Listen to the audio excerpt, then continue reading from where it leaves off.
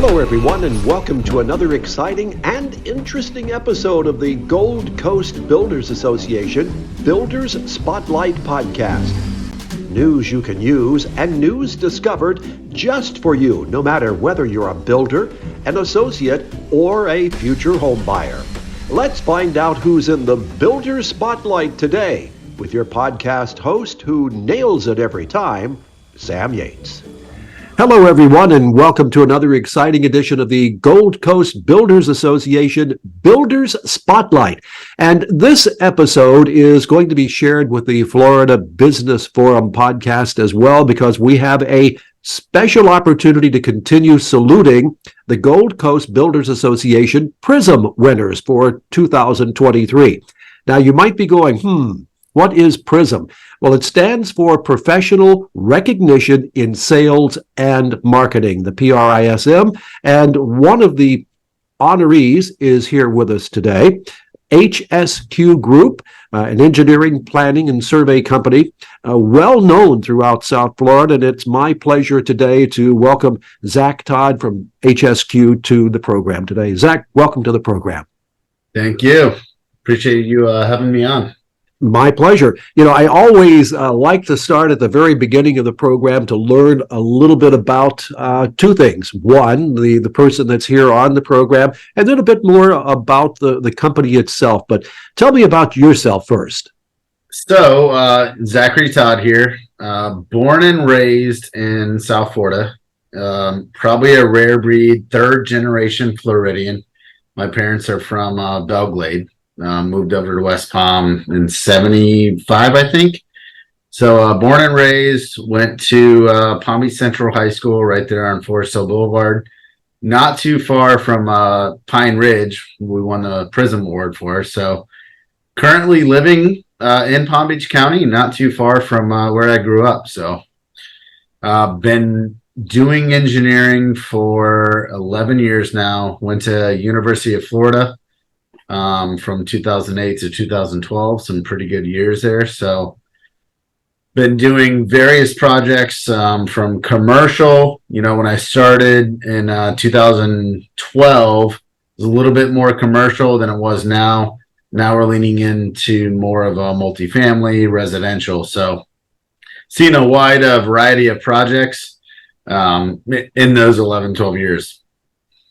Well, Zach, I have to share with you that you have now just met another native Floridian. So nice. It is rare that we run into native Floridians, and so we just sort of have to point that out. But awesome. Know exactly the area that your hometown was in, and mine is up in the area towards Fort Pierce. So we're both from the same locale. So I'm really happy to have you here. Awesome. Now, tell us about HSQ.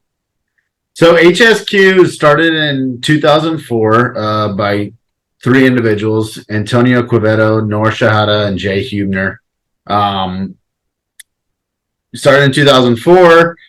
We cover a wide variety of, scope, including roadway, civil engineering, including photometrics, design, drainage, lift station development, government projects, private work, pretty much anything in the realm. I started here personally, and today's actually my 3-year anniversary from 2020 when I moved over here. Been kind of carrying that on, doing a wide variety of multifamily projects, a little bit of government work, lift stations, etc. So that's, I don't know if there's any questions to expand upon that, but we'll wander into some of those areas. Yeah, definitely. I have to say congratulations on your anniversary. Thank you. That's a nice milestone in a career. So anniversaries are special. I hope to speak to some folks there. Maybe they'll take you out and celebrate, but you definitely should be celebrating. So, I just as an aside, I also do a podcast for the Florida Engineering Society, and your name recently came up with glowing remarks. So, good. the former president of the Florida Engineering Society speaks very highly of you. Just want you to know that. Oh, nice. That was 2019. Seems like forever ago. Yeah, it was two kids ago, which makes it seem like it was forever ago. So that's an interesting way to put it. We yeah. all mark time in our lives by certain milestones, but we want to talk about the project that brought the award, and certainly that was for suburban land planning and engineering in the 5-acre and up category, and it was for, as you mentioned, a project not too far from where you live now called Pine Ridge. Tell us about the project. So the project, it's in unincorporated Palm Beach County, which, Palm Beach County covers a humongous area here, which is something you don't know even growing up here, the municipal breakup of the county. So Palm Beach County, it's unincorporated Palm Beach County. It's on Southern Boulevard, just east of Jog Road, probably, I would say, 5 minutes from where I grew up. So I've probably driven past this site my entire life, but started working on it in 2020, which means the site plan had probably been going on from 2019. But the 288 unit workforce housing project, 100% workforce housing, which it's a huge push within Palm Beach County and South Florida in general right now. Some of them break down to 70%, lesser percentage. This was 100%. It was, a client called Resia. It's their kind of model for how they're doing it. We're doing another project kind of right up the street on Okeechobee Boulevard and the Turnpike that just got site plan approval 6 months or so ago. So we're in permitting for that as well. But this project in particular, it's on Southern and east of Jog, Northwest 1st Street. The particular challenges is similar with any Palm Beach County project is how tight it is, as well as the neighboring communities. So it's on Northwest 1st Street. Obviously, there's some existing residential there. So they kind of come out, hey, what's going on? What's going on in my backyard? And I think we're able to work out with them. We provided some parallel parking spaces, updated Northwest 1st Street to kind of get through that as far as site plan approval. In terms of drainage, which I'm sure we'll cover drainage more on in this podcast, but for this particular project, we had to use, I would call it a rather larger dry detention area to meet water quality. Again, water quality we'll touch on later in the podcast, I'm sure, but to meet water quality of this. So with that larger detention area, we were able to meet the water quality requirements. But with how tight the site was, we had to, and I think it's pretty rare in Palm Beach County, but it's happening more and more as we move forward, combine the recreational area with the functional dry detention area. So we're providing water quality storage in this dry detention, as well as providing a recreational area, for kids to play in the community. So that was one of the tougher challenges, was drainage from that standpoint, meeting the site plan requirements, open space requirements, recreational requirements, while providing drainage functionality on the site. We also had, to tie into an existing 30-inch water main within Northwest 1st Street, coordinate MOT with Palm Beach County, which is becoming a big thing with residents, adjacent to the site that are wondering why their streets blocked. So that was some of the challenges.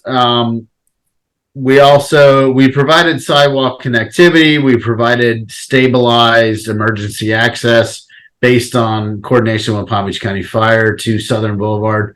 So those were a few of the challenges, but as well as the typical closeout process, that we go through on almost every project. But all in all, a great project. It was a good opening, great experience. Again, it's right down the street from my old house, right down the street from my current house. So, it was neat to have that experience of, again, a site that I've driven past my whole life.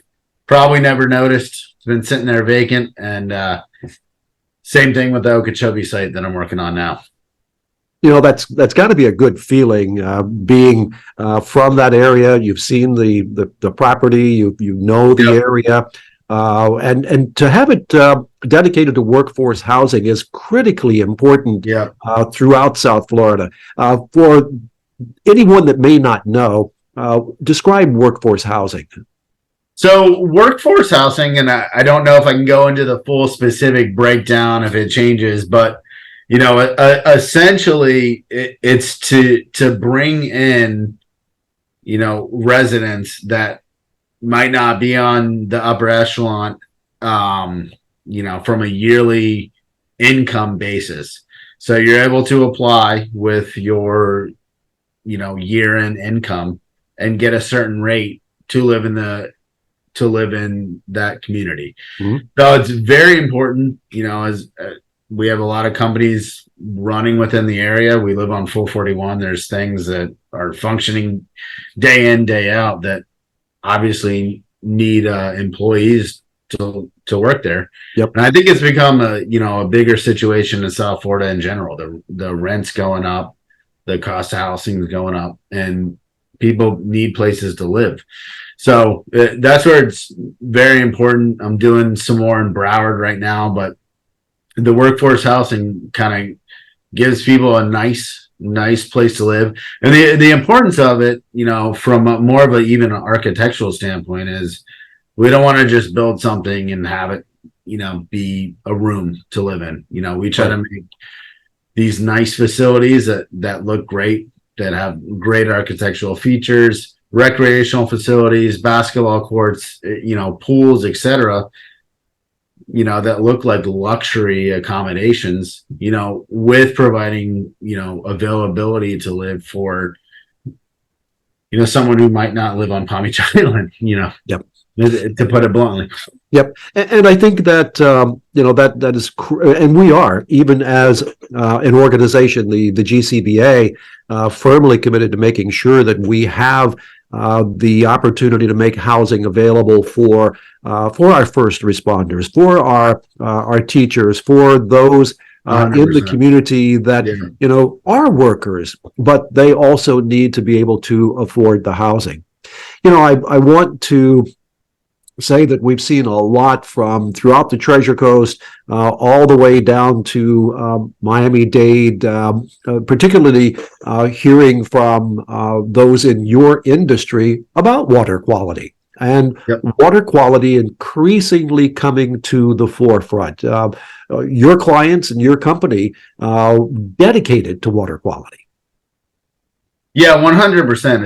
It's even in my 11 years, it's become, it's always been in the manual, but it's become increasingly important from a criteria standpoint. We've always provided water quality on site. Now we're looking a little bit more into nutrient loading, BMPs, really taking that into account, holding water on site even more so, detaining it prior to discharge. So it's created a little bit more of a challenge from a routing standpoint, attenuation standpoint, when we're having to hold water on site. But as well, we don't want to keep it restricted within the detention area. So we're running a little bit more of groundwater modeling to make sure it's percolating into detention areas through the trench, etc., while providing attenuation, but meeting the nutrient loading. So that's become a bigger thing. And we have projects from South Florida Water Management District up to St. Johns River Water Management District.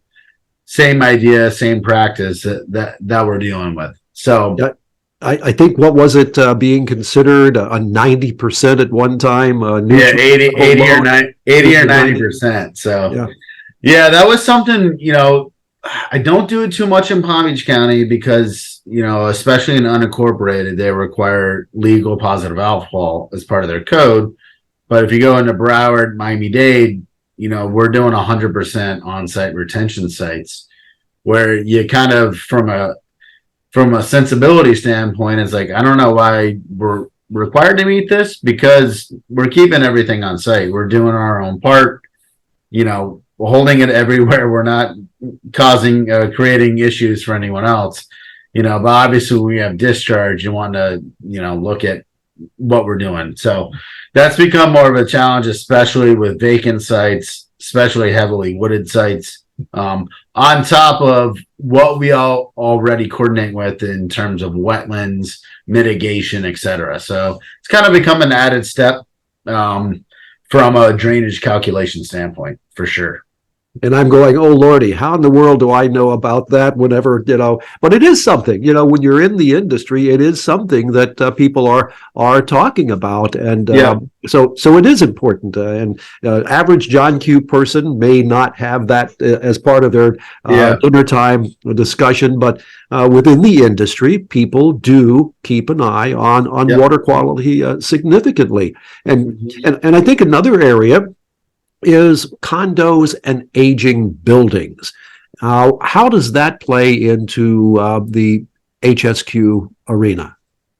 I don't know if aging buildings, if we delve into that too much from a structural standpoint or anything like that. We typically are from, building out. So typically, and to add back maybe to the introduction, what I should have said, talking about HSQ, one of the biggest things we do is, due diligence. We have people, clients reach out. Hey, I got a particular site I'm looking at, whether it's vacant, whether it has, older buildings on it, vacated, etc. We look at it from a zoning, a planning, engineering, drainage, water, sewer standpoint and say, hey, this is what can be done. These are the challenges ahead of it. Obviously incorporating more of the water quality we were just speaking about and the drainage challenges. So as far as your original question, we don't look too much into the building itself if it's older. I know probably it's getting looked at more in South Florida because of I believe Surfside it was with the condo collapsing. That's probably become a little bit more of a talking point on recent projects, but as far as the building itself, HSQ doesn't dive too deep into that. But from a point of starting a project, making that project turnkey, that obviously is a consideration in the overall operation when something is turnkey, that it's got to be done right the first time so that it doesn't fall down and have to be redone. 100%. So besides the building, I will say one thing that we don't do the testing ourselves, but obviously examine and ties into drainage is geotechnical, an environmental assessment of the soil. That's become a lot bigger of a thing, especially as we are diving deeper into the nutrient loading, the best management practices. BMP's on the site is looking at that existing soil. Doing a couple of sites now currently where there's arsenic, environmental, considerations that we have to consider when we're designing. HSQ doesn't do environmental assessment in-house, but we coordinate with a lot of local players, from a geotechnical and environmental standpoint. But that's added to a little bit more of the challenges from some of this site development. It is some of those challenges. So from outside of the building aspect, we're kind of looking at the soil aspect of, how well it's percolating, constructability, etc. You mentioned photometrics earlier. Yep. Talk about photometrics a little bit. We're doing right now environmental photometrics for, turtles. I have a project up in Fort Pierce near the CCCL, where they're worried about turtles. So we're doing a full photometric analysis of, not just the lights lighting the streets, the lights from each of the condos, the townhomes, landscape lighting, anything that can have an impact on, environmental considerations, wetlands, etc. We're looking for a photometric, foot candle 0 on there. Zach, now would be a good time for us to talk about how people can get in touch with HSQ. How can they do that? So the website is hsqgroupinc.com. Yep, 100%. The phone number is 561-392-0221. My extension's 106. The best way to get in touch with me is my cell, 561-371-2893. And no, I don't have an issue putting that on a podcast. That's how most of my clients get in touch with me. It's kind of the best way, really, in my mind, in 2023, is just a cell phone. Clients text me, call me. We're always trying to be responsive, available, etc. So that would be the best way. Get in touch with me. If it's a project in Miami, I would, probably relate to our Miami office, which has more expertise on that. Our office in particular, we do have a Broward office who does from Miami probably up to, northern Broward County. Our office here in Boca does all the way from Indian River down to, northern Broward County. So we do some southern Broward County, but kind of, if there's some more expertise from our Broward office, we'll relay that to them. So those would be the numbers. My email is Zachary, ZACHARY at HSQgroup.net. So I would say for anyone who's got a site or project to look at, definitely give my cell phone a call or shoot me an email. That's definitely the best way. One of the questions that I hear developers, landowners sometimes raising is, do I need an owner's rep for this project? What is an owner's rep for those that are considering whether or not they want to engage different types of services? I would say an owner's rep, in my opinion, is someone who's a little more closer tied to, supposed to be closer tied to the overall various aspects of the development of the site. The projects I've had that have had an owner's rep, I usually see from start to complete finish. And they're supposed to be kind of the guiding force. We, from a permitting standpoint, design standpoint, civil engineering standpoint, I don't think we would need an owner's rep to help us from our standpoint. I mean, we try to be that person that's a phone call away to answer any questions as we go throughout the process. But I've seen it a little bit more, and I don't know if owner's rep translates right with permit expediter, but I've seen a little bit more with some of the building departments, and as well some of the projects are using third-party providers, where it's like, but the building department still has to sign off on some of the aspects. So I've seen a little bit more with that. From a civil standpoint, we kind of run on our own in parallel throughout the entire process, I would say. So from an entitlement and a building permit standpoint, 100% I've seen it. Some of the owners reps are, some great attorneys that we work with, land use attorneys that really aid the process from entitlement. But can definitely, some of the building processes can be tricky, especially with some of it's online. I'm going through it right now on a couple of projects where a couple of the boxes are checked, they think in the system, but no one knows. So we're dealing with that where, the online system is supposed to help. Sometimes it does, sometimes it doesn't. So from that standpoint, I don't know if there's questions that you have on that, but that's my familiarity with it is, from beginning and then very end and close out definitely helps. Absolutely. I know that we are continuing to see more and more people move into Florida, an incredible number of people coming in every day.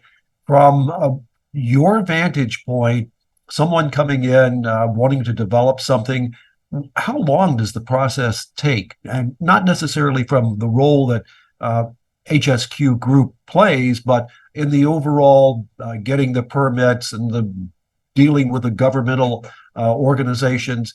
It's not an overnight process. 100%. If we're talking about someone moves here, developer moves here, they got a vacant piece of site, depending on where you're at, I would say, to get entitlement, to get site plan approval, I would say at least 6 to 9 months, 100%. We usually concurrent, once we get close to dealing with city or county staff, where you feel a little more comfortable to start putting together construction plans. Which we're pretty close. We start doing conceptual plans during the entitlement. We'll put more construction plans, and usually once we're a little more comfortable with staff approval, our clients will release us to start the permitting process with South Florida, with some of the drainage agencies to keep that moving. So I would say the overall permitting process, if we're taking that separate from entitlement, I would say at least 6 to 7 months, maybe less, depending. I'd say a rough number is 6 months. So I'd say you're 6 to 9 months on entitlement, 6 to months on permitting. Have those overlap a little bit if you can. So I'd say a little bit over a year of that from, we're submitting a site plan to we got shovels in the ground, year and a half, I would say. Oh, Florida is a little bit different, and it's tough. I mean, there's just no way of bypassing the regulations. Things that have to be done have to be done. And so I don't know if I highlighted this in the beginning, but HSQ does do site planning as well. So yep, we do offer that. I don't know if that was included in the intro, but yeah, we do site planning and through engineering. So.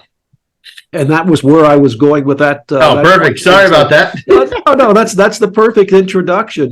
When it comes to site planning, what point should you become involved? Me personally, or HSQ? Or HSQ, yes.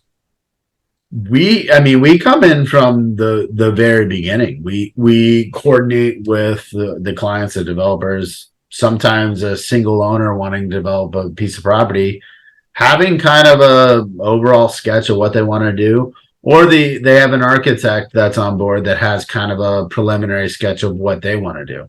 Sometimes it's just some building footprints.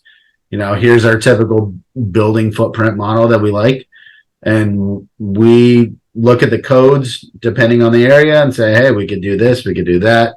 Here's the setbacks, here's the layout, here's where we're going to get access.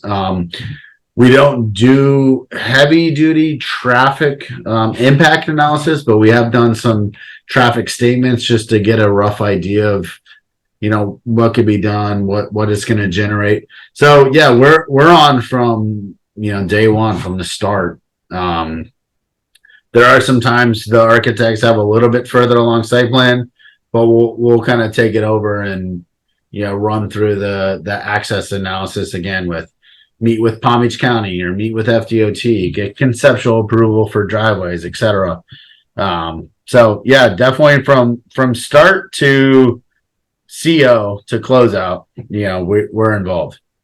And you just hit on something that I don't think people quite put their arms around it, that it is a team effort on many of the things that you do, because the attorneys, the architects, there's so many different parts of that puzzle that have to be pulled together. Is that always a challenge? 100%. And the most important thing you forgot is landscaping, which is humongous. There's so many older existing trees on some of these remaining sites that we're all constantly coordinating with the landscape architect to work around those, build our islands to keep some of those trees existing. So that's probably the next step. But yeah, that's 100%. It's a full team coordination effort, to lay out these plans. And then even as we go through construction, from coordinating with the MEP on plumbing layout, where sewer is going to exit, where water is going to enter, roof drainage coordination, etc. So it's constant. It's very important. We're on now with post 2020 with the presence of Zoom or Teams. I mean, it seems like we're on conference calls way more often. Some people think it's a good thing, some people think it's a bad thing. We used to maybe have 2 meetings a week. Now we're on, meetings constantly throughout the week, looking at our calendar. So it's definitely something we're on, it's been very important to coordinate with especially landscape architecture, the whole nine. So this started by talking about your PRISM entry that won an award. But I want to get a little inside scoop. Do you already have a PRISM project perhaps in mind for next year, something that you're working on now? I think so. If the project, I kind of mentioned it earlier in the podcast, if the project on Okeechobee kind of proceeds at the rate, I think this one will even top the one I'm working on now. From an environmental standpoint, I don't know. Am I able to touch on the project itself, or? Oh, absolutely. And I'm glad you are, because what I was going to do was going to go, all right, all of our members out there, we already have someone preparing for next year. Don't wait till the last minute. Absolutely. Yes, let's hear about it. So, yeah, it's on Okeechobee. It has a lot of environmental aspects, which again, HSQ doesn't dive into the environmental study. We coordinate, just like with landscape architects, etc. But it's a current brownfield, so they're having to mitigate for that. Concurrent with that, with part of our design, and we're calling them Florida mountains, we have existing, it used to be a landfill and it's currently going to stay elevated. We're talking 6-7 feet of elevation within the existing site that are going to be combined recreational facilities. So we talked about how we combine depressed areas. Now we're going to have elevated areas. So, being born and raised in South Florida is someone who just went to Connecticut, not used to dealing with elevation. Having contour lines on some of our plans was pretty interesting, but it's a 27-acre site that probably looks small from driving by it. Again, it's one of those sites I've probably driven by my whole life growing up here in South Florida, but interesting challenges, lift station design, a lot more water, sewer challenges, environmental challenges. So off-site challenges, connections, to Okeechobee and other adjacent roads. So I don't want to give too much of the full scoop. It might be in the write-up next year. Who knows? Well, I'm glad you touched upon it, because that is just enough of the tantalizing details that we can say to all of our other GCBA members. Get on it, folks. Yeah. Get on it, because to be a winner, you've got to be prepared. And guess what? HSQ Group is preparing now to be winners again for next year. Zach, we've covered a lot of territory. Is there anything that we have left out that is important that we need to touch upon?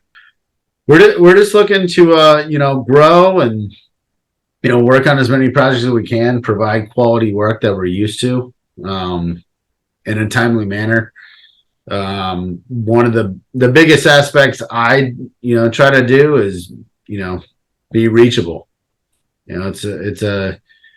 Again, that's why I gave my cell phone. Anyone can call me, So that's a big, being responsive and reachable is a big thing. It's something I try to pride myself on. So my final question, and probably the most important question: can HSQ come back again for another podcast in the future? Yeah, 100%.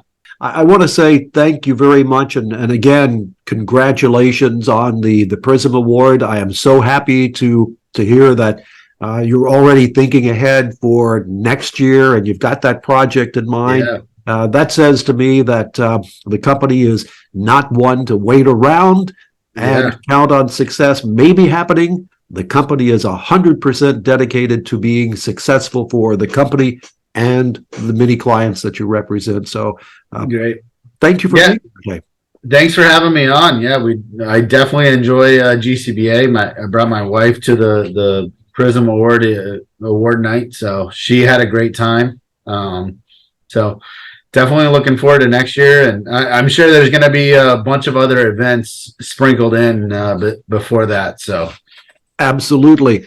And looking forward to catching up with you myself at one of the upcoming events. Zachary, Thank you very much, Zachary Todd from the HSQ group. My pleasure to have had you on the program today. We got a little bit of everything in, and if anyone Yes. has never heard the program, well, you're going to be surprised because we talk about anything and everything. That's the Great. beauty of doing a podcast. My Yep. pleasure having you here today. Great. Thanks, Sam.